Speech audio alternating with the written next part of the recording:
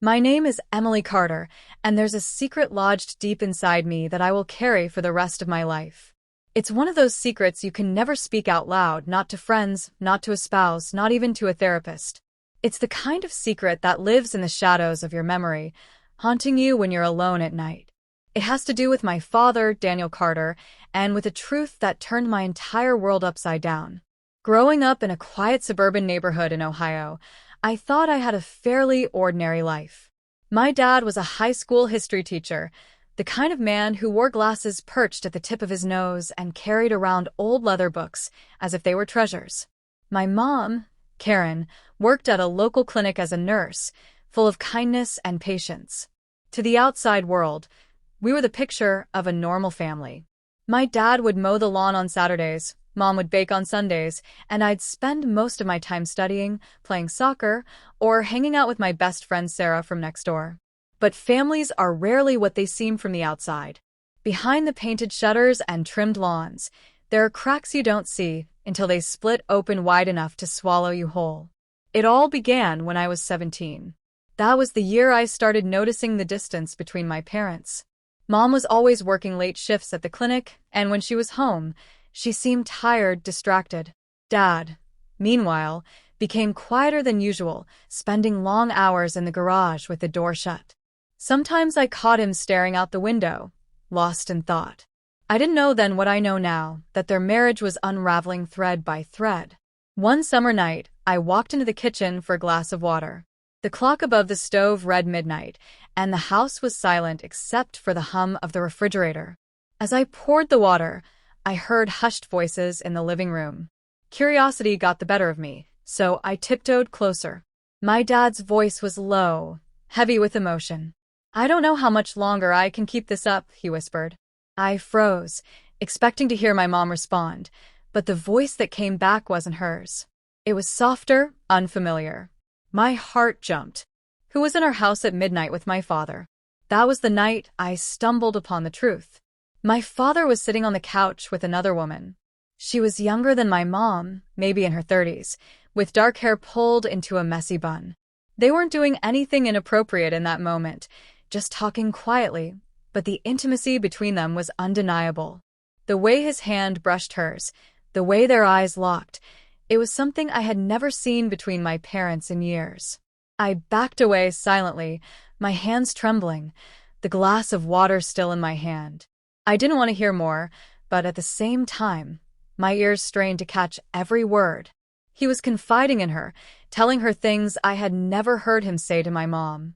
"Karen and I barely talk anymore," he said. "Emily's almost grown now, and sometimes I wonder if I made all the wrong choices." The woman leaned closer, her voice like velvet. "You didn't make wrong choices, Daniel. You just need to be true to yourself." I didn't sleep at all that night. My mind raced, torn between disbelief and a strange kind of heartbreak. My dad, the man I admired who taught me how to ride a bike and helped me with math homework, was betraying my mom. I felt like the foundation of my life had cracked, and I was falling into an abyss I couldn't escape. For days, I kept the secret buried, too terrified to say anything. Every time I sat across from my mom at breakfast, I wondered if she knew. Every time my dad smiled at me, guilt twisted in my stomach. Should I confront him? Should I tell her? Or should I stay silent? At 17, I didn't have the wisdom to know what was right. I only knew the weight of silence was crushing me. The situation escalated a few weeks later. Mom picked up an extra shift at the clinic, and I came home earlier than usual from Sarah's house. When I opened the front door, I heard laughter echoing from upstairs. It wasn't my mom's laugh. My legs felt like lead as I climbed the stairs one by one. The bedroom door was slightly ajar, and through the crack, I saw them. My dad and the same woman I had glimpsed before. This time, there was no denying what was happening. I backed away so quickly that I almost tripped over the hallway rug. My chest pounded, tears blurring my vision. I ran outside, down the street, not stopping until I reached the park. I sat on the swing, gasping for air, feeling like my world had shattered. That night, I realized I couldn't tell my mom. Not because she didn't deserve to know, she absolutely did, but because I was terrified of what it would do to our family. I pictured divorce, arguments, losing the home I grew up in.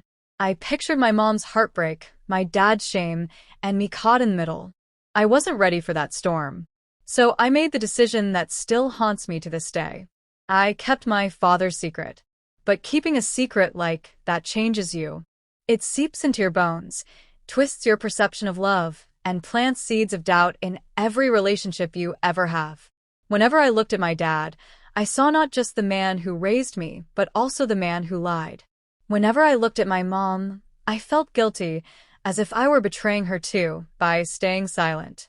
The rest of that year was a blur of school, soccer practice, and nights lying awake staring at the ceiling. My dad continued his double life, careful, but not careful enough. I noticed small details, receipts tucked into his jacket pocket, the faint scent of perfume that wasn't my mom's, the way his phone lit up late at night. I noticed and I said nothing.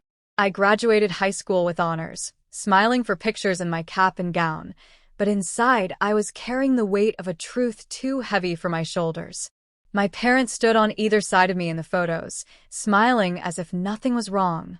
Only I knew the fracture that ran between them, hidden from the world. Years later, even after I moved out and built a life of my own, the secret followed me. It shaped the way I trusted people, the way I approached love. Every time someone promised me forever, I remembered my father's promises to my mom and how easily he broke them. And yet, despite everything, I still loved my dad. That's the part that makes the secret unbearable. He was still the man who stayed up all night with me when I had the flu, the man who cried when I got accepted into college, the man who hugged me so tightly at the airport when I left home. He was both my hero and my disappointment, and reconciling those two truths has been the hardest part of my life. To this day, I've never told anyone. Not Sarah, not my husband, not even my therapist. It's a secret I'll take to my grave, because telling it would mean destroying the image of my family that the world still believes in.